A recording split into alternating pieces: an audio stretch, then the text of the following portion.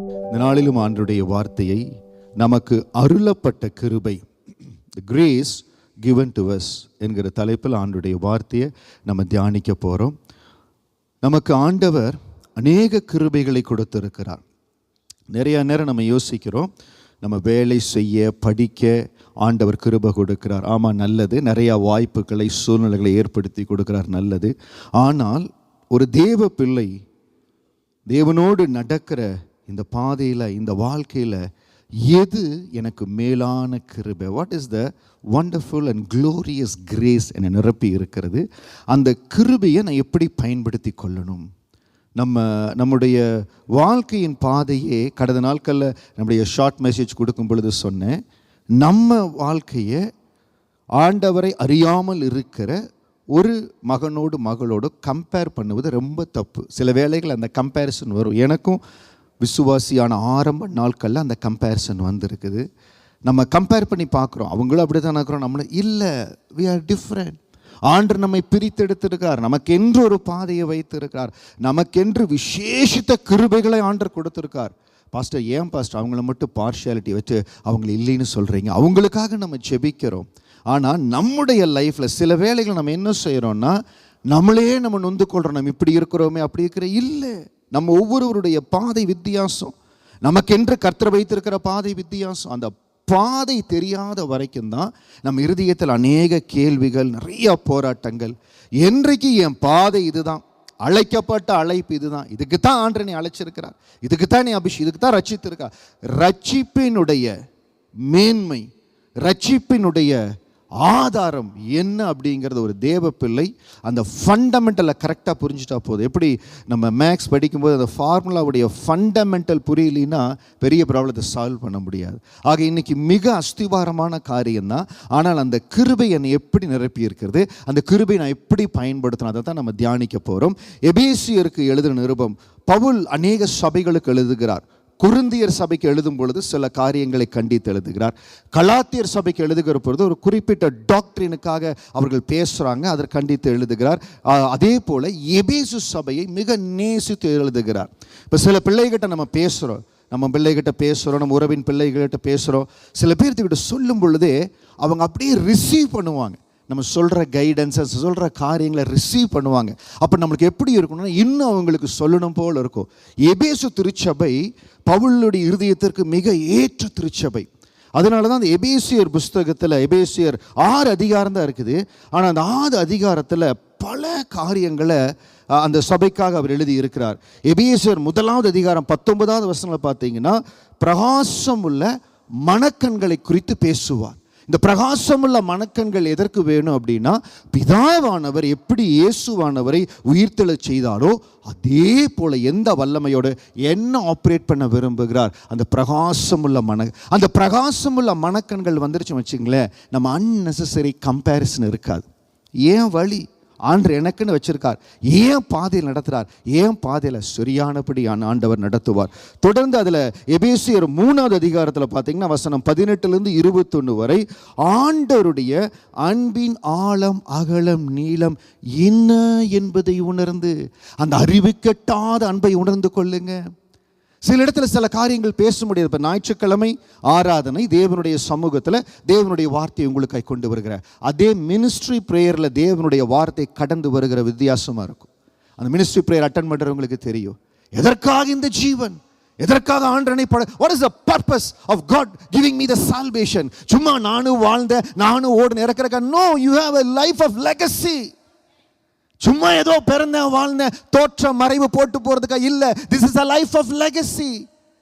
அதுக்கு தான் சொல்றது, மினிஸ்ட்ரி பிரேயர் நீங்க கடந்து வருகிற பொழுது அதில் ஆவியானவர் வெளிப்படுகிற வித்தியாசம். இந்த அளவு கடகாத அன்பை ஒரு முறை ஒரு ஊழிய பயிற்சி கூட்டத்தில் இந்த காரியத்தை நான் எடுத்தேன்.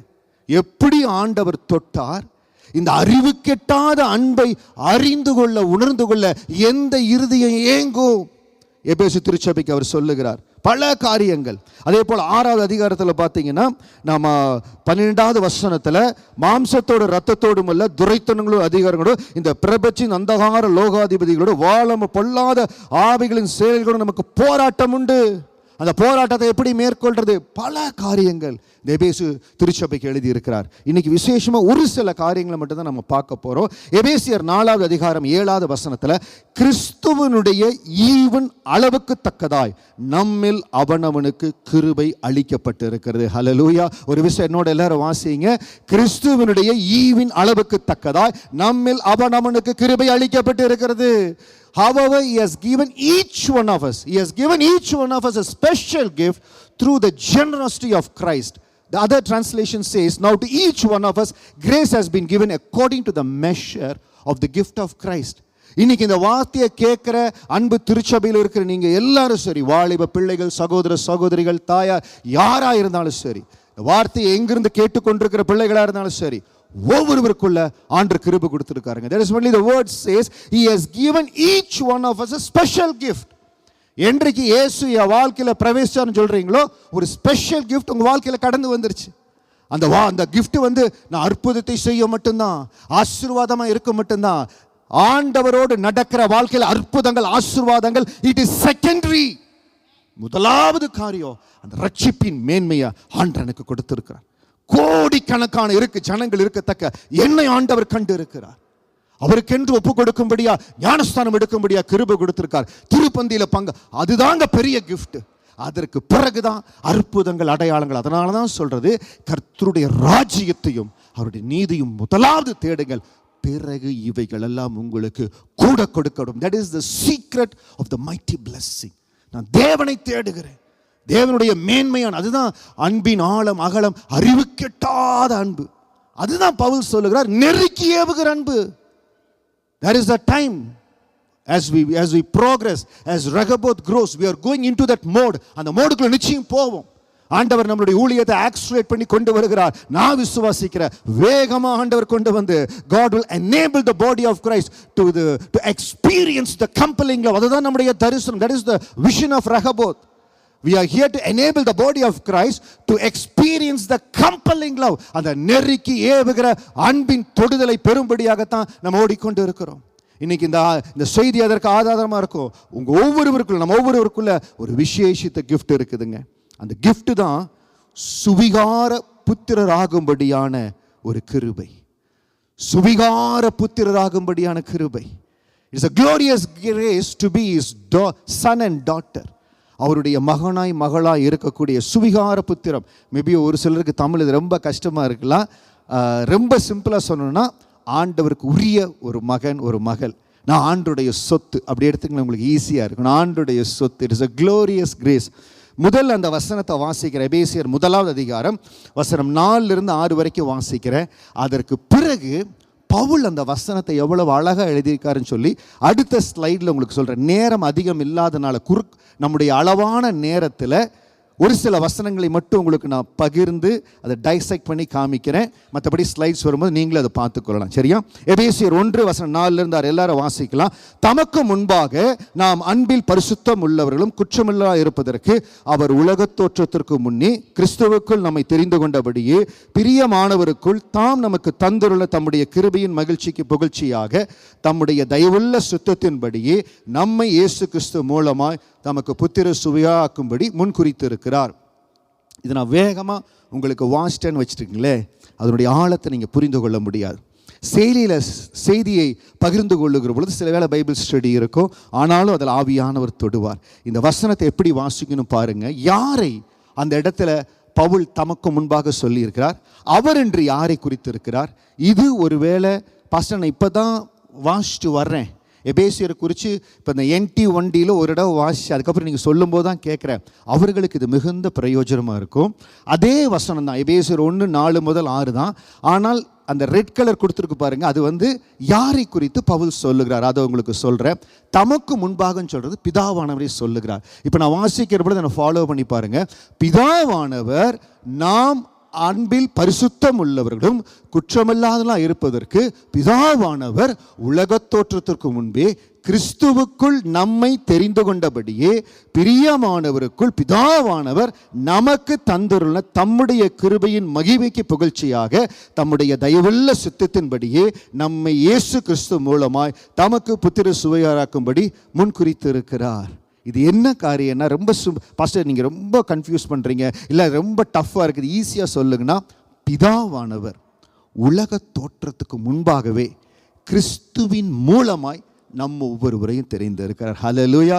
That is what we read in English. Even before Father made the world, God loved us and chose us in Christ to be holy and without fault in His eyes. Father decided in advance to adopt us into His own family by bringing us Himself through Jesus Christ. This is what He wanted to do, and it gave Him great pleasure. So we praise God for the glorious grace He has poured out on us who belong to His dear Son. கிறிஸ்துவின் மூலமாய் நம்ம ஒவ்வொருவரையும் பல நூற்றாண்டுகளுக்கு முன்பாகவே 30 வயசு வரை சரவணனாய் இருந்த இந்த ஆத்துமாவை 30வது வயசுக்கு பிறகு சாலமோனாய் கொண்டு வரணும்னு சொல்லி அவர் பல நூற்றாண்டுகளுக்கு முன்பாகவே அவர் முன்குறித்து விட்டார். இந்த இடத்துல இருக்கிற ஒவ்வொருவரையும் அப்படித்தான் பிதாவானவர் முன்குறித்தார். புத்திர சுவிகாரராக்கும்படி உலக தோற்றத்துக்கு முன்னே கிறிஸ்துவுக்குள் நம்மை தெரிந்து கொண்டபடியே, உலக தோற்றத்துக்கு முன்பே ஆண்டவர் உலக தோற்றத்துக்கு முன்பே நம்மை தெரிந்து கொண்டிருக்கிறார். பல நூற்றாண்டுகளுக்கு முன்பே நம்மை தெரிந்து கொண்டிருக்கிறார். Even before He made the world, God loved us and chose us in Christ. உலக தோற்றத்துக்கு முன்பாக. அப்ப எப்பேற்பட்ட ஒரு கிருபை நமக்குள்ள வச்சிருக்காரு பாருங்க. அது என்ன பாஸ்டர், அதில் ஒரு பெரிய அதிசயமாக இருக்குது, அது தெரிஞ்சது தானே அப்படின்னு நீங்கள் அசால்ட்டாக எடுத்துட்டீங்கன்னா, அவருடைய அன்பின் ஆழம் அகலம் நீளம் என்ன என்பதை உணர்கிற அந்த அனுபவத்துக்குள்ளே போகிறது கொஞ்சம் டிலே ஆகும். உலக தோற்றத்துக்கு முன்பே என்ன தெரிஞ்சிருக்காரே ஆண்டவர். Even before He made the world, God loved us and chose us in Christ. உலக தோற்றத்துக்கு முன்பே தெரிந்திருக்கிறார். அப்ப நான் எங்க பிறப்பேன்னு அவருக்கு தெரியுமா? தெரியும். எந்த குடும்பத்தில் இருப்பேன் தெரியுமா? தெரியும். நான் எப்படி வளருவேன் தெரியுமா? தெரியும். எப்படி பாவத்தில் இருப்பேன் தெரியுமா? தெரியும். அந்த பாவத்தில் இருக்கிற என்ன எப்படி தொடுவார்னு தெரியுமா? அவருக்கு தெரியும். அதனால தான் நம்மளுக்கு ரட்சிப்பின் அந்த சுவிசேஷம் நம்மை தேடி வந்தது. நண்பர்கள் மூலமாக தேடி வந்தது, குடும்பத்தினர் மூலமாக தேடி வந்தது. ஏதோ ஒரு இடத்துல ஏதோ ஒரு ட்ராக்ஸை பார்த்து ரட்சிக்கப்பட்டோம். ஆண்டவருடைய ரட்சிப்பின் சுவிசேஷம் என்னுடைய வாழ்க்கையில் பல முறை பல வகையில் வந்தது. ஐ ரிஜெக்டட் இட். வேண்டான்னு கடைசியாக ஒரு வாய்ப்பு கொடுத்தார். அந்த வாய்ப்பை பிடித்து கொண்ட பாருங்க. அந்த வாய்ப்பை பிடித்து கொண்ட உடனே அந்த புத்திர சுவிகாரராக்கிற அந்த கிருபை அனுபவித்த. அதனால தான் இருளுக்கும் வெளிச்சத்துக்கும் இருக்கிற அந்த வித்தியாசத்தை தத்ரூபமாய் பார்க்கும்படியா தேவன் கிருபை கொடுத்தார். தத்ரூபமாக பார்க்கும்படியா பவுல் இந்த எபேசு அதிகாரத்தில், எபேசு புஸ்தகத்தில் ஒரு இடத்துல சொல்லுவார் பாருங்க. எபேசு 3வது அதிகாரம் 2-3 வேகமாக வாசிக்கிறேன். உங்களுக்காக எனக்கு அளிக்கப்பட்ட தெய்வ கிருபைக்குரிய நியமம் இன்னதென்று கேட்டிருப்பீர்களே, அது என்னவெனில், புறஜாதிகள் சுவிசேஷத்தினால் உடல் சுதந்திரமாய் ஒரே சரீரத்துக்குள்ளானவர்களாய் கிறிஸ்துவுக்குள் அவர் பண்ணின வாக்குத்தத்தத்துக்கு உடன் பங்காளிகளாக இருக்கார் என்று இந்த ரகசியத்தை அவர் எனக்கு வெளிப்படுத்தி அறிவித்தார். பவுல் சில ஆவிக்குரிய ரகசியங்களை, ஆவிக்குரிய அனுபவங்களை சில சபையோடு தான் மனம் திறந்து பகிர்ந்து கொள்ளுகிறார். அவரே சொல்லுகிறாரு 6வது வசனத்தில், எபேசியர் 3:6, இந்த ரகசியம் இப்பொழுது அவருடைய பரிசுத்த அப்போஸ்தலருக்கும் தீர்க்கதரிசிகளுக்கும் ஆவியானவர்கள் வெளிப்படுத்தப்பட்டது, முற்காலத்தில் மனுப்புத்திற்கு அறிவிக்கப்படவில்லை. 5வது வசனத்தில், அதை நீங்கள் வாசிக்கையில் கிறிஸ்துவின் ரகசியத்தை குறித்து எனக்கு உண்டாயிருக்கிற அறிவை அறிந்து கொள்ளலாம். இந்த வசனம் பாருங்க, எபேசியர் 3:5 நீங்க வாசி பாருங்க. நீங்கள் கிறிஸ்துவின் ரகசியத்தை குறித்து எனக்கு உண்டாயிருக்கிற அறிவை அறிந்து கொள்ளலாம். இதை வச்சு நம்ம தியானிக்கணும். ஏசப்பா, நீங்க என்ன ரட்சித்திருக்கிறீங்க, உங்க அபிஷேகம் மேல இருக்குது, உங்களை குறித்து, இயேசுவை குறித்து, கிறிஸ்துவின் ரகசியத்தை குறித்து எனக்கு உண்டாயிருக்கிற அறிவை அறிந்து கொள்ளலாம். யாருக்கெல்லாம் அந்த கிறிஸ்துவின் ரகசியத்தை குறித்து அறிவு உண்டாயிருக்கிறதோ அவங்களுடைய தேடுதல் வித்தியாசமா மாறும். கடந்த புதன்கிழமை தியானித்தோம், தேடுகிறவன் கண்டடைகிறான். ஆண்டவரை தேடுனா எனக்கு வெளிப்படுவார். அப்ப எப்படி தேடணும்? இந்த ரகசியம் வெளிப்படும்படியாய் தேடணும். எத்தனையோ வகையில் சுவிசேஷத்தினுடைய அந்த வாய்ப்பு எனக்கு வந்து, இந்த வார்த்தையை கேட்டுக்கொண்டிருக்கிறீங்க, இந்த வார்த்தை இங்கே சபையில் கேட்குறவங்களா இருக்கலாம், இது நீங்கள் யூடியூப்பில் கேட்குறவங்களா இருக்கலாம், யாராக இருக்கலாம். சுவிசேஷம் உங்களை தேடி வருகிறது. இயேசு உங்களை நேசிக்கிறார், இயேசு உங்களை தொடுகிறார். அந்த வார்த்தை அப்படியே நீங்கள் ஏற்றுக்கொண்டு அவரை உறுதியாக பற்றி கொண்டீங்கன்னா எல்லா இடத்துல ஒரு தெய்வீக சமாதானத்தில் ஆண்டவர் நிரப்புவாருங்க. அந்த சுவிசேஷத்தை யார் ஏற்றுக்கொண்டு மனதார ஏற்றுக்கொள்கிறார்களோ அந்த ரகசியத்தை ஆண்டு வெளிப்படுத்துவார். அதனால தான் ஆண்டு சொல்ல, உலக தோற்றத்துக்கு முன்பே கிறிஸ்துவுக்குள் நம்மை தெரிந்து கொண்டபடியே. இன்னைக்கு நம்ம நினைக்கிறோம், என் வாழ்க்கையில் நடக்கிற காரியங்கள் ஆண்டருக்கு தெரியுதா, என்னன்னு தெரியுது, எல்லா ஆண்டருக்கு தெரியும். உலக தோற்றத்துக்கு முன்பாக நம்மை தெரிந்து கொண்டார்.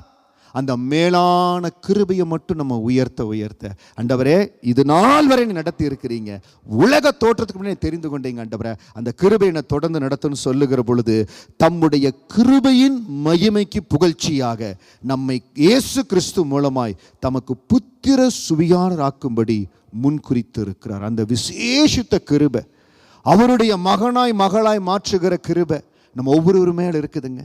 இன்னைக்கு ஏதோ சாதாரணமாக அந்த கிருபையை நினைச்சாங்க. It's a glorious grace. We praise God for the glorious grace He has poured on us who belong to His dear son and daughter. அவருக்காக தேவனுக்காக இருக்கிற ஒவ்வொருவர் மேலே இருக்கிற அந்த கிருபை. அதனால தயவு செய்து அந்த கிருபை என்ன ஆண்டு ரட்சிட்டார், ரட்சிப்பு பெரிது. எனக்கு ரட்சிக்கப்பட்ட வாழ்க்கைக்கும் ரட்சிக்கப்படாத வாழ்க்கை ரொம்ப டிஃப்ரென்ஸே தெரியலையே பாஸ்டர். அப்படி ஏதாவது ஒரு சூழ்நிலையில் இருந்தீங்கன்னா தயவு செய்து உங்களுக்கு சொல்கிறேன், அந்த புத்திர சுவிகாராக்கும்படியான கிருபைக்கு உங்களை இன்னும் அர்ப்பணிக்கணுங்கிற அந்த நேரத்துக்குள்ளாய் கடந்து வர்றீங்க. There has to be a difference. நான் ரட்சிக்கப்பட்டதுக்கு முன்பாக ரட்சிக்கப்பட்டதுக்கு பின்பாக பெரிய டிஃப்ரென்ஸ் இல்லை, பெரிய மாறுதல் இல்லை. ஏன்னா அந்த கிருபையினுடைய மேன்மையை நம்ம அந்த அளவுக்கு இன்னும் உயர்த்தலை. அவர் சொல்லுகிறார், தம்முடைய கிருபையின் மகிமைக்கு புகழ்ச்சியாக நம்ம இயேசு கிறிஸ்து மூலமாய் தமக்கு புத்திர சூழாக்கும்படி முன்குறித்து இருக்கிறார். அந்த கிருபையை மேன்மைப்படுத்துங்க. ரட்சிக்கப்படுவது ஒரு பெரிய கிருபை, அந்த ரட்சிப்பின் பாதையில் ஓடுவது ஒரு பெரிய கிருபை. அந்த கிருபையை மட்டும் நம்ம புரிந்து கொண்டோம்னா, அந்த வாஞ்சையாவது ஏற்றுக்கொண்டோம்னா, அது பெரிய காரியங்களை நம்ம வாழ்க்கையில் செய்யும். ஹல்லேலூயா. அந்த கிருபையை மறந்துடாதீங்க. புத்திர சுகாரக்கூடிய கிருபை, பாவ மன்னிப்பாகிய மீட்பை ஆண்டவர் நமக்கு கொடுத்தாருங்க. forgiving our sins and giving us the freedom. பாவ மன்னிப்பாகிய மீட்பு. இன்னைக்கு ஜனங்கள் எங்கெங்கேயோ ஓடுறாங்க. நானும் ஆண்டவருக்குள்ள வர்றதுக்கு முன்பாக சில கோயிலுக்கெல்லாம் போயிருக்கிறேன். என்னுடைய உறவினர்கள் எல்லாம் சொன்னாங்கன்னு சொல்லி கோயிலில் உருண்டெல்லாம் போயிருக்கிறேன். ஏன்னா அப்படி அவங்க சொல்லி கொடுத்த காரியம், நம்ம ஒரு குடும்பத்தில் பிறக்கிறோம், வளருகிறோம், அவர்கள் காரியங்களை சொல்லி கொடுக்குறாங்க, நம்ம அதை கற்றுக்கொள்ளுகிறோம். தப்பு இல்லையே, ஏன்னா பெற்றவங்க எப்படி வளர்த்துறாங்களோ அப்படித்தானே இருப்போம். ஆனால் இந்த சுவிசேஷம் கடந்து வந்த பொழுது 26 டிசம்பர் 1999 கர்த்தருடைய வார்த்தை, அந்த சத்தம் கடந்து வந்த பொழுது உடனடியாக என்னால் அதை ஏற்றுக்கொள்ள முடியல. யோசிச்சேன், 30 வருஷம் பெற்றோர் வளர்த்துருக்குறாங்க, ஒரு பாதையில் கொண்டு வந்திருக்கிறாங்க, அது உண்மையான வழிபாடா? இன்றைக்கு நம்மோடு இடைபடுகிறாரே இயேசு கிறிஸ்து, இது உண்மையான வழிபாடா? தேடுதல் இருந்தது, ஒரே மாதம் தான் தேடுதல். ஜனவரி 2000 ஒரே மாதம் தான் தேடுதல். 2வது மாதம் பிப்ரவரி தேவ சமூகத்தில் ஒப்பு கொடுத்தோம். 3வது மாதம் ஆவியானவர் நடத்தி கொண்டு போனார் ஆவிக்குரிய சபையில். 4வது மாதம் ஞானஸ்தானம் எடுக்க வைத்தார். பாவ மன்னிப்பாகிய மீட்பை ஆண்டவர் கொடுத்தார். ஹல்லேலூயா. இந்த பாவ மன்னிப்பாகிய மீட்பு இயேசுவின் ரத்தமே அல்லாமல் வேறு எந்த இடத்துலயும் வராது. ஜனங்கள் எவ்வளவோ தூரம் போறாங்க, என்னென்னமோலாம் பண்றாங்க, பல புண்ணிய ஸ்தலங்களுக்கெல்லாம் போறாங்க, எந்த இடத்துலையோ இந்த பாவ மன்னிப்பாகிய மீட்பு வராது. இன்னைக்கு ஒருவேளை லட்சங்கள் கோடிகள் நமக்கு தேவையாக இருக்கலாம். கர்த்தர் எல்லாவற்றையும் சந்திக்க வல்லமையுள்ளவர். எத்தனையோ அற்புதத்துக்காய் காத்திருக்கலாம், வல்லமையுள்ளவர். ஆனால் ஒரு பெரிய கிருபை நம்ம ஒவ்வொருவரையும் நிரப்பி இருக்கிறது. பாவ மன்னிப்பாகிய மீட்பு நமக்கு கிடைத்திருக்கிறது. ஹல்லேலூயா. எபேசியர் 1வது அதிகாரம் வசனம் 7-8 அதை வாசிக்கலாம். அவருடைய யாரை சொல்றான்னா, பிதாவானவரை சொல்லுகிறார். பிதாவானவர் தம்முடைய கிருபையின் ஐஸ்வரியத்தின்படியே இயேசுவானவருடைய இரத்தத்தினாலே பாவ மன்னிப்பாகிய மீட்பு இவருக்குள் நமக்கு உண்டாயிருக்கிறது. அந்த கிருபையை அவர் சகல ஞானத்தோடும் புத்தியோடும் எங்களிடத்தில் பெருக பண்ணினார். பாருங்க, அவருடைய கிருபையின் ஐஸ்வரியத்தின்படியே, பிதாவானவருடைய கிருபையின் ஐஸ்வரியத்தின்படியே இயேசு கிறிஸ்துவின் இரத்தத்தினாலே பாவ மன்னிப்பாகிய மீட்பு. நமக்காக அவர் அடிக்கப்பட்டார், நமக்காக அவர் நொடுக்கப்பட்டார். இந்த பாவ மன்னிப்பாகிய மீட்பு இயேசுவை இயேசு யாருடைய வாழ்க்கையில் இல்லையோ அவங்களுக்கு இல்லை. அது நம்ம விசேஷத்தை கிருபீங்க. அதற்கு தினந்தோறும் நம்ம நன்றி சொல்லணும். தினந்தோறும் கிறிஸ்துவின் சிலுவைக்காய் நன்றி சொல்லணும். மாதம் ஒரு முறை நம்ம பந்தியில் பங்கெடுக்கிறோம், நல்லது. ஆனால் தினந்தோறும் அந்த பாவ மன்னிப்பாகிய மீட்பு, அந்த பாவத்திலிருந்து எனக்கு விடுதலை கொடுத்தீங்களே, என்னை மீட்டெடுத்தீங்களே, அந்த ரத்தத்திற்காய் ஸ்தோத்திரம், அந்த ரத்தத்திற்காய் ஸ்தோத்திரம். Father is so rich in kindness and grace that he purchased our freedom with the blood of his son and forgave our sins. அவருடைய ரத்தத்தினால நமக்கு மீட்பு கடந்து வந்தது. அப்படி மீட்கப்பட்டு இருக்கிற இந்த வாழ்க்கையில எப்பேற்பட்ட உளையான சேற்றில் இருந்தோம், தன்னுடைய ரத்தத்தை கொடுத்து நம்மளை மீட்டெடுத்தாரே. இந்த வாழ்க்கையில நம்ம ஜெயிக்கும்படியா ஆண்டு வைப்பாரா வைக்க மாட்டார்? சொல்லுங்க, ஆண்டு வைப்பாரா வைக்க மாட்டாரா? பாவ மன்னிப்பாகிய மீட்பை கொடுத்து நான் இருக்கிறேன், என் புத்திரர் சுவியார் ஆகும்படியான அந்த கிருபையை உங்களுக்கு கொடுத்துக்கிற, ஏன் மகனா ஏன் மகளாய் உங்களை தெரிந்து கொண்டிருக்கிறேன்னு சொன்னவர் நம்மளை வாழ வைப்பாரா வாழ வைக்க மாட்டாரா? தலையாக்குவாருங்க, வாழாக்க மாட்டாருங்க. நம்மளை மேலாக்குவார், கீழாக்க மாட்டார். எப்பொழுது அந்த கிருபையின் மேன்மையை உயர்த்துகிற பொழுது. 8வது வசனம் சொல்லுகிறது, அந்த கிருபையை அவர் சகல ஞானத்தோடும் புத்தியோடும் எங்களிடத்தில் பெருக பண்ணினார். He had showered his kindness on us along with all wisdom and understanding. அந்த கிருபை எப்படி பெருக பண்ணினார்? கல்வாரி ரத்தத்தினால எனக்கு விடுதலை கொடுத்த ஆண்டவர், என் ஜீவனை மீட்டெடுத்தவர், நான் வாழும்படியா எனக்கு கிருபை கொடுத்தார். என்னை வாழ வைப்பார், என்னை உயர்த்துவார், என்னை மேன்மைப்படுத்துவார். எல்லா வகையில கர்த்தருடைய கரம் என்னை உயர்த்தும். அதுதான் நம்ம சொல்லணும். அந்த பாவ மன்னிப்பாகிய மீட்பை நம்ம பெருமைப்படுத்தாம, அதுல பெருமைப்படாம இன்னைக்கு நிறைய காரியங்களை நம்ம பெருமைப்படுறோம். சில வேளைகள் நம்முடைய வீடு, நம்ம போடுற ட்ரெஸ்ஸு, இல்லை நம்ம போகிற வாகனம், ஏதோ காரியத்தில் பெருமைப்படுகிறோம். சரி, ஏதோ ஒரு கொஞ்சமாக இருக்குது, அதை விட்டுருவோம், அதை டச் பண்ண வேண்டாம். எதில் அதிகமாக ஒரு தேவ பிள்ளை பெருமைப்படணும்னா, பாவமன்னிப்பாகிய மீட்பு எனக்கு கொடுத்துருக்கிறீங்க ஆண்டவரே, விலையேற பெற்ற அந்த ரட்சிப்பு எனக்கு கொடுத்துருக்கிறீங்க ஆண்டவரே. ஏசப்பா, அந்த கிருபையை அவர் சகல ஞானத்தோடு புத்தியோடு எங்களிடத்தில் பெருக பண்ணினார். எனக்குள்ள இந்த ரட்சிப்பின் அனுபவத்தை, கர்த்தர் கொடுத்திருக்கிற கிருபையை, இதை குறித்ததான ஞானத்தையும் புத்தியும் என்னிடத்தில் பெருக பண்ணுங்க ஆண்டவரே, பெருக பண்ணுங்க ஆண்டவரே. அந்த ரகசியத்தை தெரிந்து கொண்ட பவுல் ஒரு சில ஆண்டுகள், அவர் ஒரு 25 30 ஏதோ வயசு இருந்திருக்கலாம், அந்த 30 வயது வரை ஆண்டை அறியாம இருந்துட்டார். அது 30 வயசுக்கு அப்புறம் ஆண்டை தெரிஞ்சிட்டார். ஒரு நாள் கூட அவர் வேஸ்ட் பண்ணல, ஒரு ஆப்பர்ச்சுனிட்டி கூட அவர் வேஸ்ட் பண்ணல. அவர் அற்புதமா ஓடி ஓட்டத்தை மகிமையா முடிச்சாருங்க. இன்னைக்கு நம்ம வாழ்க்கையிலேயோ கர்த்தர் கொடுத்திருக்கிற அந்த பாவ மன்னிப்பாகிய மீட்பு, புத்திர சுவிகார கிருபை, ஒவ்வொரு நாள் அதை நினைச்சு அவருக்கு நன்றி செலுத்தி முதலாவது அதற்காய் துதிக்க அவரை உயர்த்த நம் இருதயத்தில் ஒரு நன்றியுள்ள இருதயம் நம்மளுக்குள்ள பொங்கி வரும். அப்போ நம்ம சொல்லுவோம், ஆண்டவரே இவ்வளவு செய்த ஆண்டவர், இவ்வளவு ரட்சித்த ஆண்டவர், என் மேலே உங்கள் கிருபை பெருகட்டுன்னு சொல்லி அவர் கரத்தில் ஒப்பு கொடுப்போம். ஹல்லேலூயா. தயவு செய்து அந்த பாவ மன்னிப்பாகிய மீட்பை ஒவ்வொரு நாளும் உங்கள் ஜெபத்தில் நினைவு கூற மறக்காதீங்க. ஆண்டவர் நமக்கென்று கொடுத்த அந்த விலைக்கிரயமான ரத்தத்திற்கு ஒவ்வொரு நாளும் நம்ம நன்றி செலுத்தணும். ரத்தத்தினால நீ மீட்டு கொண்டீரே ஸ்தோத்திரம்னு சொல்லணும். அதை சொல்லி ஆண்டுடைய பாதத்தில் ஜெபிக்கணும். அதற்கு அடுத்தது என்ன செய்யணும்னா, இன்றைக்கு நம்முடைய ஆலயத்தில் ஏறக்குறைய ஒவ்வொருவரும் நம்மளால் முடிந்த ஒரு சில ஊழியத்தை செய்து வருகிறோம். ஆண்டுக்கென்று சுவிசேஷத்தை அறிவிக்கும்படியான காரியங்களை நண்பர்கள் மத்தியில் வேலை ஸ்தலத்தில் செய்கிறோம். அந்த ஏதோ முடிஞ்சதை செய்யலாம் இல்லை, அது நம்ம ஒவ்வொருவர் மேலே இருக்கிற கடமை. ஹல்லேலூயா. பக்கத்தில் பார்த்து சொல்லுங்க, you are obligated to preach gospel. நீங்கள் சுவிசேஷத்தை அறிவிக்கும்படியா அது உங்கள் மேலே இருக்கிற கடன். ஹல்லேலூயா. நம்ம மேலே இருக்கிற கடமை தேவ சமூகத்தில் அதை முதலாவது உணர்ந்து கொள்ளணும். புத்திர சுவிகாரர் ஆக்கும்படியா என் ஆண்டவர் அந்த கிருபையை கொடுத்தார், பாவ மன்னிப்பாகிய மீட்பை கொடுத்தார், சுவிசேஷம் அறிவிக்கிற கிருபையை ஆண்டவர் நம்ம ஒவ்வொருவருக்கும் கொடுத்துருக்காரு. ஒவ்வொருவருக்கும் கொடுத்திருக்கார். இந்த இடத்துல இருக்கிற ஒவ்வொருவருக்கும் என்றைக்கு ஒரு தேவ பிள்ளை ரட்சிக்கப்பட்ட ஆலயத்துக்குள்ள வர்றாங்களோ உடனே ஆண்டு அவங்களுக்குள்ள வைக்கிறது சுவிசேஷத்தை அறிவிக்கிற கிருபை.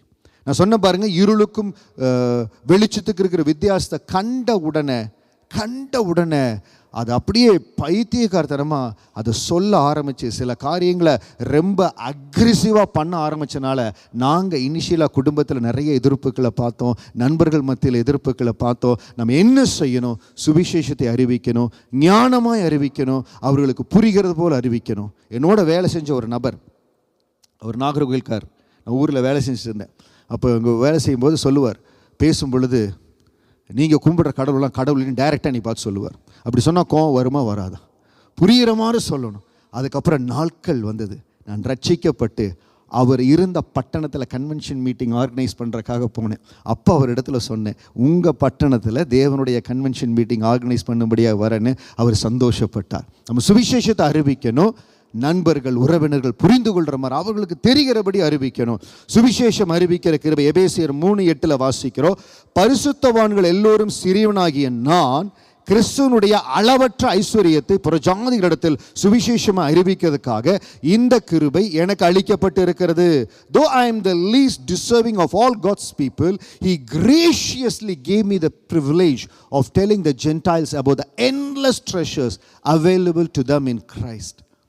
அவர் சொல்லுகிறார், சிறியவனாகிய பரிசுத்தவான்கள் எல்லாரும் சிறியவனாகிய நான். ஏன்னா 12 அப்போஸ்தலர்கள் 3.5 வருஷம் ஆண்டரோடு நடக்கிறாங்க. சில வேளையில் சீனியாரிட்டி இப்போ வேலை இடத்துல பேசுகிறாங்க பாருங்க, நான் சீனியர், 10 வருஷம் சீனியர், 15 வருஷம் சீனியர். நிறைய இடத்துல சீனியாரிட்டியெல்லாம் ஒன்றுமில்லாமல் போகுது. தேச தலைவர்கள் மத்தியில் நிறைய இடங்களில் ஒன்றும் இல்லாமல் போகுது. Seniority doesn't make big difference. வேலை இடத்துலையும் சொல்கிறேன் பாருங்கள், 10 வருஷம் ஒரு வேலை நீ செய்கிறனால நீ அதில் எக்ஸ்பர்ட்னு அர்த்தமா? இல்லை. How much you have the expertise in doing it. ஒரே வேலையை 10 வருஷமாக நீங்கள் செஞ்சுட்டு இருக்கிறீங்க. ஆனால் அந்த ஒரே வேலையை 2 வருஷத்தில் உங்களை விட எக்ஸ்பர்ட்டியாக செய்கிற ஒரு ஆள் வந்தால் ஆண்ட கம்பெனியில் அவங்க தான் உயர்த்துவார். ஸோ இட் டசன்ட் மீன் நான் இது பாருங்கள், அவர் சொல்கிறாரு, I am the least deserving of all God's people. 12 பேர் 3 வருஷம் ஆண்டரோடு நடந்தாங்க. அவர்களுக்கு வெளிப்படுத்தப்படாத சில ரகசியத்தை சபைக்கு சொல்லும்படியாய் பவுலை ஆண்டவர் பயன்படுத்தினார். அந்த சுவிசேஷ கிருபை ஆண்டவர் கொடுத்தார். பரிசுத்த சிறுவனாகி நான் அளவற்ற ஐஸ்வரியத்தை புறஜாதிகளிடத்தில் சுவிசேஷமாக அறிவிக்கிறதுக்காக இந்த கிருபை எனக்கு அளிக்கப்பட்டிருக்கிறது. அதை எபேசு திருச்சபைக்கு சொல்லுகிறார், அந்த சுவிசேஷம் அளிக்கிற கிருபை எனக்கு அளிக்கப்பட்டிருக்குது. நான் உங்களுக்கு சொல்லுகிறேன், நீங்களும் அதே போல் மற்றவங்களுக்கு சொல்லணும். இன்றைக்கி அதே ஆவியானவர் நம்மோடு இடைபடுகிறார். நாமளும் நம்ம வேலை செய்கிற இடங்களில், வீட்டுக்கு அருகாமையில், நம்ம தெரிந்த நண்பர்கள் மத்தியில் அவர்களுக்கு புரிகிறபடி அன்பாய் இருளுக்கும் வெளிச்சத்துக்கும் இருக்கு வித்தியாசத்தை சொல்லிக் கொடுக்கும்படியா அந்த கிருபையை நம்ம ஒவ்வொருவருக்குள்ள ஆண்டு வைத்து இருக்கார். ஹல்லேலூயா. அது உங்களுக்குள்ள ஏற்கனவே இருக்குது. அது இன்னும் பாரமாய் ரோமருக்கு எழுதின நிருபத்தில் பவுல் சொல்லுகிறார் பாருங்க. ரோமர் 1 அதிகாரம் வசனம் 14 to 16 வரை வாசிக்கலாம். Roman chapter 1 verse 14 to 16. கிரேக்கரும் மற்ற அந்நியர்களும் ஞானிகளுக்கும் மூடருக்கும் நான் கடனாளியா இருக்கிறேன். ஆகையால் ரோமாபுரியில் இருக்கிற உங்களுக்கும் என்னால் இயன்ற மட்டும் சுவிசேஷத்தை பிரசங்கிக்க விரும்புகிறேன். கிறிஸ்துவின் சுவிசேஷத்தை குறித்து நான் வெட்கப்படேன். முன்பு யூதரிலும் பின்பு கிரேக்கரிலும் விசுவாசிக்கிறவனோ அவனுக்கு ரட்சிப்பு உண்டாவதற்கு அது தேவ பலனாய் இருக்கிறது. The key words here, நான் கடனாளியா இருக்கிறேன், என்னால் இயன்ற மட்டும் and வெட்கப்படாதபடி அறிவிப்பேன். I am obligated both to Greeks and non-Greeks, both to wise and foolish. That is why I am so eager to preach the gospel also to you who are in Rome. For I am not ashamed of the gospel, because it is the power of God that brings salvation to everyone who believes, first to the Jew, then to the Gentile. புத்திர சுவிகாரர் ஆக்கும்படியான கிருபையை நம்ம ஒவ்வொருவருக்குள்ள வைத்திருக்கிறார். பாவ மன்னிப்பாகிய மீட்பை நம்மளுக்குள்ள வைத்திருக்கிறார். அந்த கிருபையை சகல ஞானத்தோடும் புத்தியோடும் நம்ம பெருக பண்ணியிருக்கிறார். எதற்காக? நம்ம பெற்ற அந்த அற்புதத்தை, யாம் பெற்ற இன்பம் பெருகையு வையகமாற, நான் அந்த இன்பத்தை அற்புதத்தை பெற்றிருக்கிற மற்றவங்களுக்கு சொல்லணும்ல. ஐஃபோன் அடுத்த மாடல் எங்கே வருதுன்னு R&Dயில் இருக்கிற பொழுதே தெரிஞ்சு அதை ரொம்ப இதாக பேசுகிறோம், அதையெல்லாம் நண்பர்கள் பேசுகிறோம், அதையெல்லாம் பேசுகிறோம். ஆனால் பெற்ற அந்த அன்பை, பெற்ற அந்த காரியத்தை நீங்கள் சொல்லணும். பாருங்கள், ஐசியில் என் பேர் அப்படியே தான் இருக்குது. ஐசியில்னு பேர் மாற்றலை. ஆண்டு ஏதோ காரணத்தினால அதை மாற்ற விடலை. சில வேளைகள் அந்த ஐசி நேமை சொல்கிற பொழுதே அதை வைத்து சாட்சியை சொல்லும்படியாக தேவன் கிருபை கொடுப்பார். எந்தெந்த இடத்துலெல்லாம் உங்களுக்கு வாய்ப்பு கிடைக்குதோ, இந்த செய்திக்கு பிறகு நீங்கள் கடந்து போகிற பொழுது ஆண்டவர் உங்களுக்கு வாசலை திறக்க போகிறார். நீங்கள் கடனாளியாக இருக்கிறத மனசில் வச்சுக்கோங்க. கிரேக்கருக்கும் மற்ற அந்நியர்களுக்கும் ஞானிகளுக்கும் நான் கடனாளியாக இருக்கிறேன். I am so eager to preach the gospel. உங்கள் இருதயத்தில் அந்த பாரம் வந்துருச்சுனாலே ஆண்டவர் வாசலை திறந்து கொடுப்பார். ஆண்டவர் வாசலை திறந்து. ஏன் நம்ம ரொம்ப பிரயாசப்பட்டு லைட் கம்யூனிட்டி சர்வீசஸ் ஆரம்பித்தோம்? ஏன் அதில் டிஃப்ரெண்ட் செக்ஷன்ஸை கொண்டு வர பார்க்குறோம்? we need different platforms. இந்த தேசத்தில் தேவனுடைய அன்பை வெளிப்படுத்தும்படியா சில வழிமுறைகளை நம்ம பின்பற்றணும். எல்லாரையும் சபைக்கு அழைத்து வர முடியாது. It is very difficult. தேவனுடைய அன்பை நம்ம தான் எடுத்து சொல்லணும். எந்த இடத்துல அவர்கள் வர முடியாமல் இருக்குதோ we have to go there. கடந்த வாரத்தில் சொன்ன பாருங்க, லைட் கம்யூனிட்டி சர்வீஸ் மூலமாய் நம்ம கபடி 2 டீம் ஃபார்ம் பண்ணி அந்த நண்பர்களை உற்சாகப்படுத்தி இருக்கிறோம். we have to reach different sectors of the people in different kind. அதுதான் பவுலுக்கு இருக்கிறது. நான் கடனாளியா இருக்கிறேன். I am obligated. I have to do somehow. எப்படியாவது தேவனுடைய சுவிசேஷத்தை கடத்தணும், அவருடைய அன்பை வெளிப்படுத்தணும். நான் பெற்ற இயேசுவை எத்தனை பேருக்கு சொல்ல முடியுமோ நம்ம சொல்லணுங்க. ஏன்னா புத்திர சுவிகாரர் ஆக்கும்படியான அந்த விலையேற பெற்ற கிருபையை நமக்கு கொடுத்திருக்கார். அந்த பாவ மன்னிப்பாகிய மீட்பை அவர் ரத்தத்தை சிந்தி நமக்கு கொடுத்திருக்கார். இது எதற்காக? நான் நல்லா இருக்கணும், என் குடும்பம் நல்லா இருக்கணும். தயவு செய்து அப்படி ஒரு கண்ணோட்டத்தில் போயிடாதீங்க. நான் நல்லா இருக்கணும், என் குடும்பம் நல்லா இருக்கணும், என் சந்ததி நல்லா இருந்தால் போதும். That is not the purpose of salvation. If you are thinking like that, you have not understood the meaning of the salvation. அந்த பாவ மன்னிப்பாகிய மீட்பு அவருடைய கிருபையின் ஐஸ்வரியத்தின்படி இவருடைய இரத்தத்தினாலே பாவ மன்னிப்பாகிய மீட்பு இவருக்குள் நமக்கு உண்டாயிற்று. அந்த கிருபையை அவர் சகல ஞானத்தோடும் புத்தியோடும் எங்களிடத்தில் பெருக பண்ணினார். அதற்கு தான் சபைக்கு நிருபத்தை பவுல் எழுதி வைத்திருக்கிறார். That is the purpose of the letters, epistles. எதற்காக நிருபங்கள் இருக்குதுன்னா, எதற்காக நான் ரட்சிக்கப்பட்டேன், நான் ரட்சிக்கப்பட்டு இருக்கிற சபையில் வாட் இஸ் மை ரெஸ்பான்சிபிலிட்டி? யார் சொன்னாலும் சொல்லாவிட்டாலும், யார் என்னை நடத்தாவிட்டாலும் தேவ கரத்தில் நான் ஒப்புக் கொடுக்கணும். I am obligated to preach the gospel. ஓடுகிறார் பவுல், ஓடுகிறார். இந்த ஜீவனை ஒரு இடத்துல பவுல் சொல்லுகிறார், நான் தேகத்தில் இந்த பூமியில் இருக்கவும் ஆசை, இந்த தேகத்தை விட்டு பிரிந்து பரலோகத்தில் இயேசுவோடு இருக்கவும் எனக்கு ஆசை. I have the permission for both. ஆனால் நான் தேகத்தில் தங்கி இருப்பது உங்களுக்கு பிரயோஜனமாக இருக்குமே நினைக்கிறேன். விரல் விட்டு எண்ணக்கூடிய அளவுக்கு அப்படிப்பட்ட தேவ ஊழியர்கள் இன்றைக்கும் நம்ம மத்தியில் இருக்கிறாங்க. அப்படிப்பட்ட ஒரு சில தேவ ஊழியர்கள் இருக்கிறாங்க. அவருடைய வார்த்தையில் சொல்கிறாங்க, நான் இந்த எவ்வளவோ கஷ்டத்தில் போகிறேன், ஆனாலும் நான் இருந்து உங்களுக்கு பவுலினுடைய காரியங்களை வெளிப்படுத்த விரும்பும்படியான ஒரு சில ரொம்ப விரல் விட்டு எண்ணக்கூடிய ஊழியக்காரர்கள் கர்த்தர் அந்த கிருபையை இந்த நாளில் சபைகள் மேலே வைத்து இருக்கிறார். தயவு செய்து நீங்கள் இருக்கிற இடத்துல அந்த சுவிசேஷத்தை அறிவிக்கும்படியா, அந்த சுவிசேஷ கிருபை நம்மை நிரப்பும்படியா உங்களை ஒப்புக் கொடுங்க. பவுலுக்கு இருந்த அதே பாரம் இன்னைக்கு நமக்குள்ள இருக்கணுங்க. I am obligated both to Greeks and non-Greeks. That is why I am so eager to preach the gospel. யாருக்குள்ள அந்த பாரம் வரும்? Who will be eager to preach the gospel? Who has understood the glorious grace? புத்திர சுவிகாராக்கும்படியான கிருபையை ஆண்டவர் எனக்கு கொடுத்திருக்கா. அந்த உணர்வுள்ள இறுதி யாருக்குள் இருக்குதோ, they will be becoming eager. பாவ மன்னிப்பாகிய மீட்பு, அதுதான் சொல்ற, தினந்தோறும் ஜெபத்தில் சொல்லுங்க, உங்க ரத்தத்தினால நீ மீட்டு கொண்டீங்களே, வெளியேற பெற்ற ரத்தத்தினால மீட்டு கொண்டீங்களே, அதுக்கு நான் என்ன செய்வாண்டவரை, என்னால் முடிந்த அளவுக்கு உங்க நாமத்தை மகிமைப்படுத்தும்படியா உங்க சுவிசேஷத்தை சொல்லுவேன். ரோமர் 12வது அதிகாரம் வசனம் 6-9 பெரிய வசனம் இருக்க, எல்லாத்தையும் தொட முடியாட்டியும் ஒரு சில காரியங்களை சொல்றேன். 6வது வசனம், நமக்கு அருளப்பட்ட கிருபையின்படியே, in his grace God has given us different gifts. நமக்கு அருளப்பட்ட கிருபை. இந்த இடத்துல இருக்கிற நம்ம ஒவ்வொருவருக்கும் ஏதோ ஒரு கிருபை ஆண்டவர் கொடுத்திருக்கிறார். இந்த இடத்துல அவர் சொல்லுகிறார், தீர்க்கதரிசனம் சொல்லுகிறவன், ஊழியம் செய்கிறவன், பராமரிக்கிறவன், கொடுக்கிறவன், பல காரியங்களை குறித்து சொல்லுகிறார். நம்ம தீர்க்கதரிசனம் சொல்லுகிறவன் தீர்க்க சொல்லட்டும், ஊழியம் செய்கிற ஊழியட்டும், புத்தி சொல்லுகிறவன் புத்தி சொல்லட்டும், பகிர்ந்து கொடுக்கிற, இது ஆலயத்தில் இருக்கிற பல காரியங்களை குறிப்பிடுகிறது. இப்போ நீங்கள் எதில் உங்களுக்குள்ள ஒரு கிஃப்ட் ஆண்டவர் கொடுத்துருக்காரோ, in his grace God has given us different gifts. It may be serving, it may be teaching, it may be encouraging, it may be giving generously, it may be showing kindness. எந்த விதமான கிருபை ஆண்டவர் உங்களுக்குள்ள கொடுத்துருக்காரு. இப்போ நீங்கள் பேசுகிற பொழுது, இப்போ சில பேர் பேசுகிறாங்க பாருங்க, அவங்க பேசினாலே, அவங்க சும்மா பேசினாலே நம்மளுக்கு ஒரு மகிழ்ச்சி வரும், சந்தோஷமாக இருக்கும். அவங்கக்கிட்ட பேசணும். இப்போ சண்டே முடிச்சு மண்டே வேலைக்கு போகிறீங்க, போகணுன்னே எப்படியாவது அவங்கள தேடி போய் பிரேக் டைமில் ஏதோ டைமில் பேசணும் விருப்பப்படுவீங்க. ஒரு பேசுகிற கிருபை ஆண்டவங்களுக்கு கொடுத்துருப்பார். சில வேளைகளில் கஷ்டத்தோடு இருப்பாங்க, எத்தனையோ பேர் இருக்கத்தக்க, உங்ககிட்ட மட்டும் அந்த கஷ்டத்தை பகிர்ந்து கொள்வாங்க.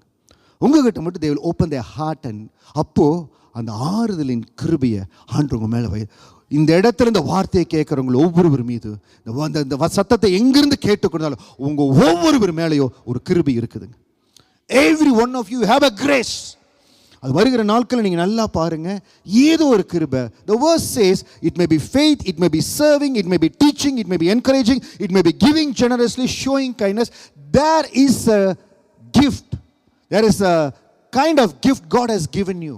அந்த கிருபையை நான் எப்படி பயன்படுத்துகிறேன், அந்த கிருபையை எப்படி பயன்படுத்துகிறேன், அந்த கிருபையை கொண்டு எப்படியாவது ஆண்டவருடைய சுவிசேஷத்தை நான் அறிவிக்கணும். அந்த வசனத்தில் கடைசி பகுதி 9வது வசனம் பாருங்க. உங்கள் அன்பு மாயமற்றதாக இருப்பதாக தீமையை வெறுத்து நன்மையை பற்றிக் கொள்ளுங்கள். Don't just pretend to love others. Really love them. Hate what is wrong. Hold tightly to what is good. நீங்கள் என்ன செய்கிறீங்களோ, நண்பர்கள் மத்தியில், குடும்பத்தில், ஊழியத்தில், சபையில், எந்த இடத்துல இருந்தாலும், don't pretend as if you are loving. Really love them. அவங்கள உண்மையாக நேசித்து. சில பேர் பாவத்தில் இருப்பாங்க, உங்ககிட்ட வந்து சொல்கிறாங்க சில காரியம் பாவமாக இருக்குது. பாருங்கள், வரும் நாட்களில் ஆண்டவர் வித்தியாசமான ஜனங்கள் ஆலயத்துக்குள்ளே கொண்டு வர போகிறார். அப்போ நம்ம என்ன செய்யணும்? அவங்க ஒருவேளை பாவத்தில் இருந்தாலும் we have to love them and show them the concern. Really love them. Hate what is wrong. அதாவது அவர்கள் செய்வது தவறு என்று சொல்லி கொடுக்கணும். அதே வேளையில் அவர்களை வெறுக்காதபடி அந்த ஆத்மாவை நேசித்து அவர்களுக்கு ஆண்டவருடைய சுவிசேஷத்தை அறிவிக்கிற பொழுது அவர்களும் தேவனுடைய ராஜ்யத்தில் வரது ஏதுவாக இருக்கும். Hold on to what is good. நல்லதை பிடித்து கொள்ளுங்க. எப்படியாவது உங்களுக்குள் இருக்கிற ஒரு கிருபை, உங்களுக்குள்ள ஏதோ ஒரு கிருபை வச்சுருக்காருங்க. இல்லை நீங்கள் யாராவதுக்கு அட்வைஸ் கொடுக்கலாம், ஏதோ ஒரு கிருபை சுவிசேஷத்துக்கு உதவலாம். இப்போ பாருங்கள், நம்முடைய அந்த லைட் கம்யூனிட்டி சர்வீஸ் கபடி டோர்னமெண்ட்டில் இருக்கிற அந்த சகோதரர்களை சந்திக்கும்படியாக அடுத்த மாதத்தில் நம்ம ஒரு திட்டத்தை உருவாக்க போகிறோம், ஊழிய திட்டத்தை உருவாக்க போகிறோம். அது ஒரு 20-30 பேர் கொண்ட குழு.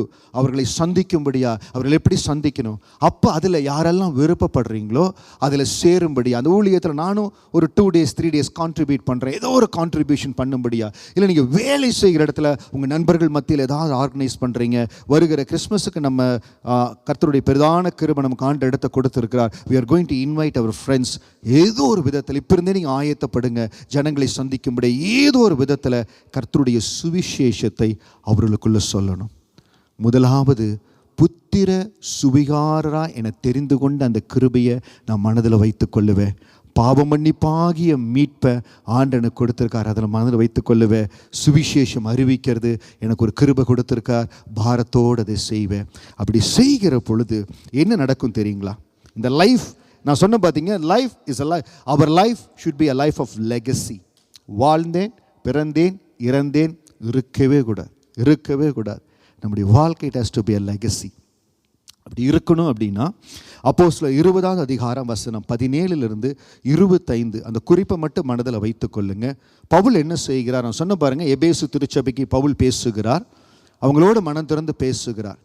அதற்கு பிறகு அவர் யாத்திரையில் போகிறார், மிஷினரி ட்ரிப்பில் போகிறார். முடிச்சுட்டு எருசலேமுக்கு போக போகிறார். அவருக்கு நல்லா தெரியும், நான் எருசலேமுக்கு போகிறேன், திரும்ப மாட்டேன். கடைசியாக ஒரு விசை எபேசு சபையில் இருக்கிற அந்த ஜனங்களை பார்க்க வாஞ்சிக்கிறேன். அங்கே தான் ஊழியக்காரனுடைய இருதயத்தை நீங்கள் பார்க்கணும். கொரிந்து சபையில் பார்க்குற இங்கே அங்கே கேட்கல, எபேசு சபைக்கு அவர் சொல்லுகிறார், மிலேத்துவில் இருந்து அவன் எபேசுவுக்கு ஆள் அனுப்பி சபையின் மூப்பரை வரவழைத்தான். அவர்கள் தன்னிடத்தில் வந்து சேர்ந்த பொழுது அவன் அவர்களை நோக்கி, நான் ஆசியா நாட்டில் வந்த முதல் நாள் தொடங்கி எல்லா காலம் உங்களுடனே இன்ன விதமாக இருந்தேன் என்பதை நீங்கள் அறிந்தீர்கள். தொடர்ந்து வருகிற வசனத்தில் எல்லாம் நான் எப்படி ஊழியம் செஞ்சேன் உங்களுக்கு தெரியும், நான் எவ்வளவு உண்மையாக இருந்தேன் உங்களுக்கு தெரியும், எல்லாவற்றையும் அவர் சொல்லுகிறார். அதற்கு பிறகு சொல்றாரு பாருங்க, 23வது வசனம், கட்டுக்களும் உபத்திரவங்களும் எனக்கு வைத்திருக்கிறது பரிசுத்த ஆவியான பட்டணம் தோறும் தெரிவிக்கிறதை மாத்திரம் அறிந்திருக்கிறேன். பால் நியூஸ், நான் கடந்து போறேன், ஏதோ ஒரு உபத்திரம் ஆவியான சொல்லிக்கொண்டே இருக்கிறார். ஒரு கிருபை பெற்ற மனிதன் என்ன செய்வார்? இதுதான் மற்றவர்களுக்கும் இயேசு இல்லாதவர்களுக்கும் இயேசுவை சுமக்கிறவங்களுக்கு இருக்கிற வித்தியாசம். நான் போறேன், எனக்கு கட்டு உபத்திரம் இருக்குதுன்னு தெரியுது, ஆனால் இயேசுவுக்காய் கடந்து போகிறேன். 24வது வசனம் ரொம்ப முக்கியமான வசனம், எல்லாரும் இந்த வசனத்தை கவனிங்க. ஆகிலும் அவைகளில் ஒன்றையும் குறித்து கவலைப்படேன். என் பிராணனையும் நான் அருமையாக எண்ணேன். என் ஓட்டத்தை சந்தோஷத்தோடு முடிக்கவும் தேவனுடைய கிருபையின் சுவிசேஷத்தை பிரசங்கம் பண்ணும்படிக்கு நான் கர்த்தராகிய இயேசுவினிடத்தில் பெற்ற ஊழியத்தை நிறைவேற்றவே விரும்புவேன். This is the ultimatum in the Christian life. இப்போ நீங்கள் கேட்குறீன்னு வச்சுக்கோங்களேன், பாஸ்டர் இந்த கிறிஸ்டியன் லைஃப்ல அல்டிமேட்டம் எது பாஸ்டர்? கர்த்தரிடத்தில் இயேசுவினிடத்தில் இந்த பெற்ற ஊழியத்தை அதுதாங்க டாப் மோஸ்ட் எவரெஸ்ட். அவர் என் கையில் கொடுத்தார். ஏன்னா இந்த பூமியில் எத்தனை வருஷம் வாழ்கிறோமோ, இந்த பூமியில் இருந்துட்டு இந்த பூமியில் கண்ணை மூடின பிறகு நம்முடைய ஆத்துமா பரலோகத்துக்கு போகிற பொழுது, இயேசுவானவர் நம்மை பார்க்குற பொழுது, அவர் நமக்கு என்ன இந்த பூமியில் அவருக்காக நம்ம என்ன செய்யும்படியாக முன்குறித்திருக்காரோ அதை 100% முடித்து அவரை பார்க்குறோம் பாருங்க. அதுதான் ஒரு மிகப்பெரிய சந்தோஷம். புத்திர சுவிகாரமான கிருபையை கொடுத்தார், பாவ மன்னிப்பாகிய மீட்பை கொடுத்தார். நம்ம ஒவ்வொருவரும் தேவனுக்கென்று சுவிசேஷத்தை அறிவிக்கணும். நம்ம ஒவ்வொருவர் மேலேயும் இத்தனை ஆத்துமாக்கள் ஆண்டவர்கிட்ட கொண்டு வரணும். ஆண்டவர் கணக்கு வச்சிருப்பார். எதுவுமே நிறைவேற்றாம வெறுங்கையோடு அவர் போய் பார்த்தோம்னா ரொம்ப சங்கடப்பட்டுரும். நம்ம ரொம்ப சங்கடப்பட்டுரும். பரலோகத்தில் பல இடங்கள் இருக்குது. Don't think heaven is only one place, there is different places. ரொம்ப சாதாரணமாக அப்படியே அவங்க அப்படியே ஸ்கேப் த்ரூ பண்ணிட்டாங்கன்னு சொல்கிறாங்க பாருங்க. அது சாதாரண இடம். தேவனுக்காய் அர்ப்பணித்து கொடுத்து தன்னை ஒடுக்கின ஊழியம் செய்த பிள்ளைகள் இருக்கிற ஒரு இடம். தேவனுக்காய் இரத்த சாட்சியாய் மரிக்கிறவங்க டிஃப்ரெண்ட் பிளேஸ். எப்படி ஃப்ளைட்டில் டிஃப்ரெண்ட் கிளாஸஸ் இருக்கோ, பரலோகத்தில் அது போல் பல நிலைகள் இருக்குது. அது எப்படி பாஸ்டர் உங்களுக்கு நீங்கள் போயிட்டு வந்தீங்களா? போயிட்டு வந்து பார்த்த உண்மையும் உத்தமமான தங்களுடைய வாழ்க்கையில் ஜீவியத்தில் ஆண்டவருடைய பரிசுத்தத்தை வெளிப்படுத்தின தேவ மனிதர்கள் சொன்ன காரியம். எல்லாரும் இன்னைக்கு நிறைய சொல்கிறாங்க. இன்னைக்கு நிறைய இடத்துல பல காரியங்கள் வருது. ஆண்டரை பார்த்து இப்படி சொன்னேன் அப்படி சொன்னேன். I am talking about the man of gods who have lived a life. அப்படி ஒரு வாழ்க்கையை வாழ்ந்து தேவ சமூகத்துக்கு கடந்து போனவங்க சொன்னது. பல நிலைகள் இருக்குது. இன்னைக்கு நம்ம வாழ்க்கையில் தேவனால் அருளப்பட்ட கிருபையை பெற்றிருக்கிறோம். Every one of us have been loaded with the grace. We have to use that grace. Hallelujah. அந்த கிருபை நம்மளை நிரப்புகிற பொழுது பவுலை போல நம்மளும் சொல்லுவோம். அந்த தைரியத்தில் தாங்க பவுல் சொல்றார் 25வது வசனத்தில், இதோ நான் உங்களுக்குள்ளே சஞ்சரித்து தேவனுடைய ராஜ்யத்தை குறித்து பிரசங்கம் என்னதை கேட்டவர்களாகிய நீங்கள் எல்லோரும் இனி என் முகத்தை பார்க்க மாட்டீர்கள் என்று அறிந்திருக்கிறேன். Even I know some of the man of gods. ஒரு சில தேவ மனிதர்கள் நான் பார்த்துருக்கிறேன். பவுலுக்கு எப்படி இந்த கிருபையை கொடுத்தாரோ அதே போல கிருபையை ஆண்டது தேவ மனிதர்களுக்கு கொடுத்து, இந்த நாளில் நீ என்னை பார்க்க வரப்போறப்பா, கெட் ரெடி அப்படின்னு சொன்ன தேவ மனிதர்களோடு பழகி இருக்கிற. அதில் ஒரு சில தேவ மனிதர்கள் தங்களுடைய உடன் ஊழியர்களை எல்லாம் கூப்பிட்டு, குறிக்கப்பட்ட நாள் அந்த உடன் ஊழியர்களை எல்லாம் கூப்பிட்டு அவங்களை ஆசீர்வதித்து பலப்படுத்தி எல்லாம் ஸ்தோத்திரம் பண்ணி ஆராதிச்சுட்டு இருக்கிற போதே அப்படியே அவங்களை கண்களை மூடி பரலோகத்துக்கு கடந்து போயிருக்கிறாங்க. That is the life. அப்படிப்பட்ட ஒரு வாழ்க்கை வாழும்படியா we have to live a different Christian life. இப்படியோ இருக்கிறோம், ஓடிட்டே இருக்கிறோம், காரியங்கள் ஓடுது, அது ஒரு லைஃப். ஆனால் என் தேவனுக்காக புத்திர சுவிகாரராக்கும்படியான கிருபை, glorious grace to be his dear son and daughter. பாவ மன்னிப்பாகிய மீட்பு, forgiving our sins and freedom. சுவிசேஷம் அறிவிக்கிற கிருபை எனக்குள்ள ஆண்டவர் கொடுத்திருக்கார். எனக்கு ஒரு அருளப்பட்ட கிருபை எனக்குள்ள வைத்திருக்கிறார். இந்த நாளில் எனக்கு தேவன் அருளி அந்த கிருபையை நான் பயன்படுத்துவேன். பெற்ற ஊழியத்தை ஒவ்வொருவரும் நிறைவேற்றணும். இன்றைக்கு இந்த செய்தியில் மேபி இந்த செய்தியினுடைய தலைப்பை பெற்ற ஊழியத்தை நிறைவேற்றுங்கள் இருந்தால் கூட நல்லா இருந்திருக்கும். பெற்ற ஊழியத்தை நிறைவேற்றுங்கள். டிசையர், கேளுங்க, பவுலை போல கேளுங்க. பவுலுக்கு மட்டும் ஒரு வெளிப்படுவதில்லை, நம்மளுக்கும் ரகசியங்களை வெளிப்படுத்துவார், நம்மோடு இடைபடுவார். அந்த வாஞ்சை அந்த ஏக்கம் இருக்கிற பொழுது நம்மளும் சொல்லுவோம், தேவனுடைய கிருபையின் சுவிசேஷத்தை பிரசங்கம் பண்ணும்படிக்கு. அது சொல்றாரு பாருங்க, நான் ஒன்றை குறித்து கவலைப்படலப்பா, என் பிராணனையும் அருமையாக எண்ணேன், என் ஓட்டத்தை சந்தோஷம். நம்ம ஓட்டத்தை உடம்பு சரியில்லாமல் ரொம்ப கஷ்டமாக இருந்து ஓட்டால் முடிக்கக்கூடாது. நம்ம ஓட்டத்தை சந்தோஷமாக முடிக்கணும். பரலோகத்துக்கு கடந்து போகிற பொழுது சந்தோஷமா we have to leave a legacy. நம்முடைய பிள்ளைகள், நம்முடைய சபை, நம்முடைய சந்ததி பார்க்கும் பொழுது சொல்லணும், எங்க அப்பா எங்க அங்கிள் அவங்க இப்படி அப்படி ஒரு லெகசியில பிள்ளைகள் வருவார்களானால் அந்த ஊழியத்தை பரலோகம் பார்க்கோ, மகிமையான அபிஷேகம் ஊற்றப்படும், பெரிய எல்லைகளை காணும்படியா தேவன் கிருபை செய்வார். நம்ம தேவனுடைய கிருபையின் சுவிசேஷத்தை பிரசங்கம் பண்ணும்படிக்கு நான் கர்த்தராகிய இயேசுவினிடத்தில் பெற்ற ஊழியத்தை நிறைவேற்றவுமே விரும்புகிறேன். அப்படியே தேவ சமூகத்தில் எழுந்திருந்து ஆண்டுடைய பாதத்தில் ஒப்பு கொடுக்கலாம். நம்ம அப்படியே ஆண்டுடைய பாதத்தில் ஒப்பு கொடுத்து, ஏசப்பா நன்றியோடு உம்மை ஸ்தோத்தரிக்கிற ஆண்டவரே, நன்றியோடு உம்மை துதிக்கிற ஆண்டவரே, பெற்ற ஊழியத்தை நிறைவேற்றும்படியாய் உங்க பாதத்தில் ஒப்பு கொடுக்கிறோம். ஹல்லேலூயா. ரிபா ஹரா லபோ கோரோமா ரா ரபா. உங்களுக்குள்ள ஒரு விசேஷத்தை கிருபையை ஆண்டு வைத்திருக்காருங்க. இந்த இடத்துல யாருமே கிருபை இல்லாமல் இல்லை. பேசுகிற கிருபை, அட்வைஸ் கொடுக்கிற கிருபை, ஏதோ ஒரு விதத்தில் தேவனுக்குள்ளாய் வழி நடத்துகிற கிருபை.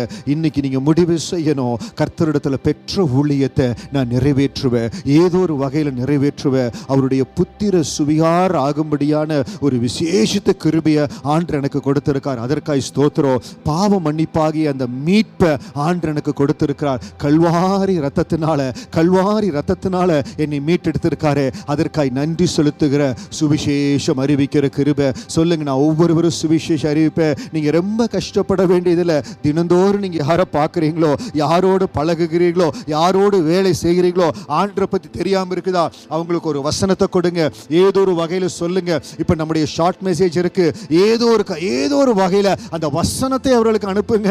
அந்த வசனம் அனுப்புறது ஒரு ஊழியம். தேவனுடைய பாதத்தில் காத்திருந்து அவர்களுக்காக ஜெபிப்பது ஒரு ஊழியம். தேவ சமூகத்தில் பெற்ற ஊழியத்தை நிறைவேற்றும்படியா என்னை அர்ப்பணிக்கிற ஆண்டவரே, ஒவ்வொருவருக்குள்ளாய் அந்த ஏக்கம், அந்த தாக அதிகரிக்கிட்டுங்க. பவுலை போல நானும் சொல்லணும், என் ஓட்டத்தை சந்தோஷத்தோடு முடிக்கும்படியா இந்த லைஃப் ஒரு லெகசி ஃபில்ட் லைஃபா இருக்கணும். I have to leave a life of legacy. உங்களால முடிந்த ஊழியத்தை உண்மை உத்தமமா செய்வீர்கள் என்றால் உங்கள் மேல் இருக்கிற கிருபையை காட்டிலோ உங்க பிள்ளைகள் மேல, சந்ததியின் மேல கடந்து வருகிற கிருபை பெரிதா இருக்கும். அப்பா சமூகத்தில் ஒப்பு கொடுக்க போறோம். அந்த மேலான கிருபைக்காய் நன்றி செலுத்தி ஆண்டவரே உங்க கரத்தில் ஒப்பு கொடுக்கிற சுவிசேஷம் அறிவிப்பது என்னுடைய கடமை. ஆண்டவரே, I am obligated to share the gospel. I am obligated to preach the gospel. என்னால் இயன்ற மட்டும் உங்களுக்கு சுவிசேஷத்தை அறிவிப்பேன். பவுல் சொன்னது போல, Father, I will try my best. சொல்லுங்க, இதிலிருந்து என்னால் முடிந்த அளவு யாரோ ஒரு சிலருக்கு, நான் பார்க்கிற ஒரு சிலருக்கு ஆண்டரை பத்தி சொல்லுவேன். எங்கள் ஆலயத்தின் மூலமா எடுக்கப்படுகிற ஊழியத்தில் என்னால் முடிந்த அளவு பங்கு பெறுவேன். ஏதோ ஒரு வகையில் ஊழியத்தில் பிரயோஜனமா தேவனுக்கென்று அர்ப்பணிக்கும்படியா எங்களை ஒப்பு கொடுக்கிறோம். எங்க வாழ்க்கை அர்ப்பணிக்கப்பட்ட வாழ்க்கையா இருக்க மாண்டவரே, எங்களுக்கு கொடுக்கப்பட்ட கிருபைக்காய் ஸ்தோத்திரம். உமக்காக தானே ஐயா நான் உயிர் வாழ்கிறேன் ஐயா. இந்த உடலும் இந்த உள்ளமெல்லாம் உமக்காகத்தானே ஐயா. தேவ சமூகத்தில் ஒப்பு கொடுத்து, ஆண்டவரே நான் உங்களுக்காகத்தான் ஆண்டவரே, உங்களுக்காகத்தான் வாழுகிறேன். உயிர் உள்ளமெல்லாம் உங்களுக்காகத்தான் ஆண்டவென்று. இது ஒரு அர்ப்பணத்தின் பாடல் தெரிந்தவர்கள் அப்படியே கண்களை மூடி தேவ சமூகத்தில் அர்ப்பணத்தோடு பாடுவோம்.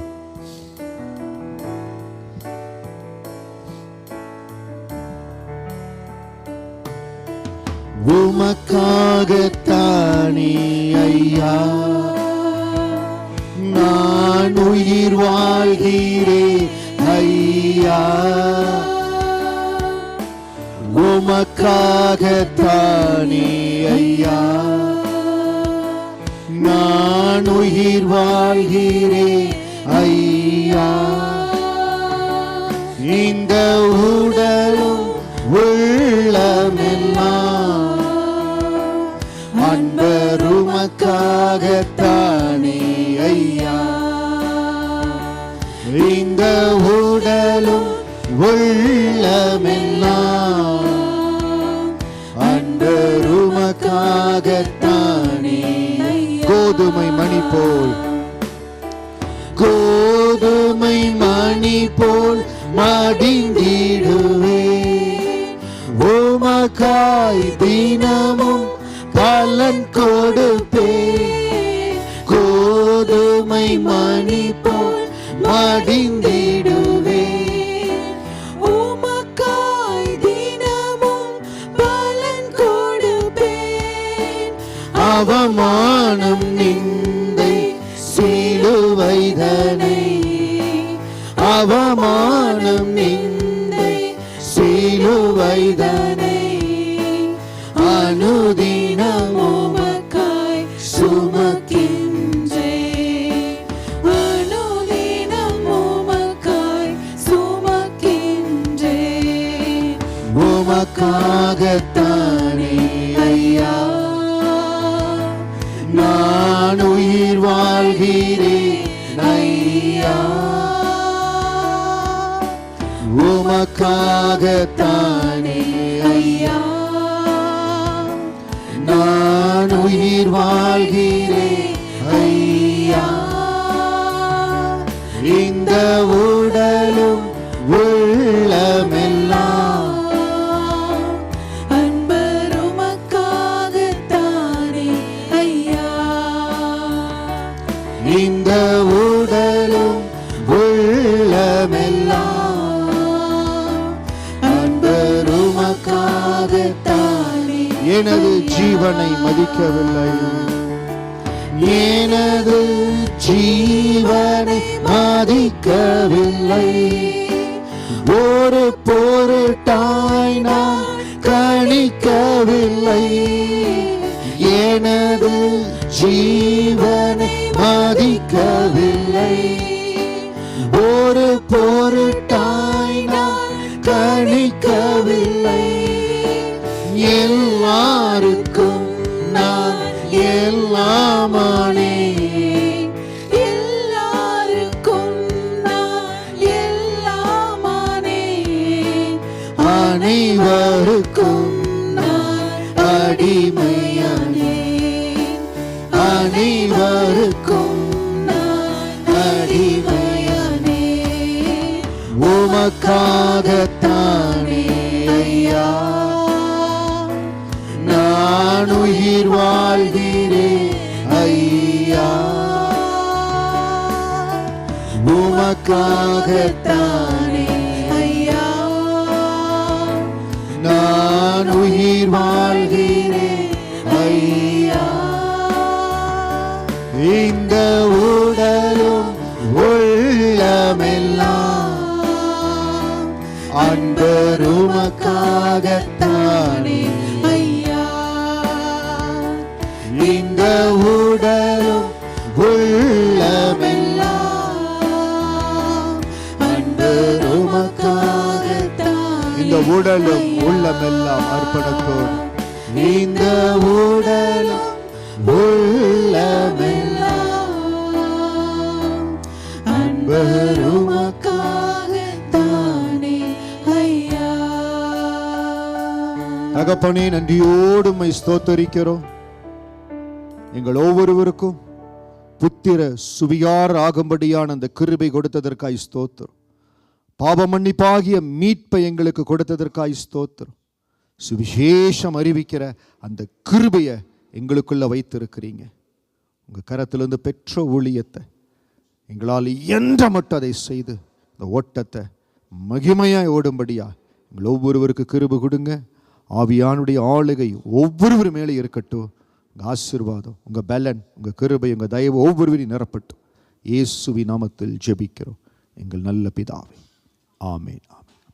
இந்த நாளிலும் எங்களோடு இந்த செய்தியில் கலந்து கொண்ட ஒவ்வொருவரையும் இயேசுவின் நாமத்தில் அன்போடு வாழ்த்துகிறோம், ஆசீர்வதிக்கிறோம்.